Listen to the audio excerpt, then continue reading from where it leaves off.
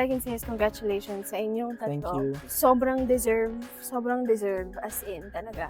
Thank you. As in, pagpatuloy niya lang. Tama yung sinabi mo na at the end of the day, sarili mo yung cargo mo. Ikaw lang ang kailangan mong intindihin. Kasi at the end of the day, this is a competition. Yes. Kahit mag-friends tayo. No matter what the result is, deserve natin lahat na nandito tayo Yeah. ngayon.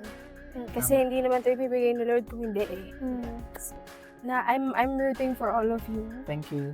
Kung sino man yung manalo, sobrang proud. Dahil yan. Hindi rin ako nag-expect na magiging, like, second mother in the class. Sobrang proud ako sa'yo for being a great mom and also getting it this far. Kasi, yun nga po, yun, hindi lahat ng tao nabibigyan ng ganitong opportunity. You also deserve everything in the world. Never stop or zero. I love you so much. Sobrang ina-admire kita bilang tao. Alam ko yung heart mo, alam ko yung nasa puso mo. Hindi lang para sa sarili mo, para sa pamilya mo at sa anak mo.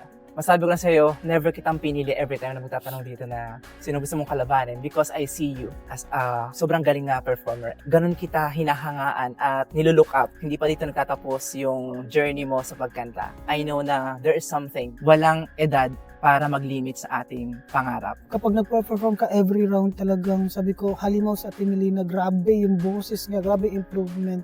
Sana mas marami pang opportunity sa labas. O kaya dito sa lobby, absorb ka dito ng GMA kasi deserve mo ng spot kasi napakagaling mo na singer. Sige lamang pa, wag kang magpipigil, wag na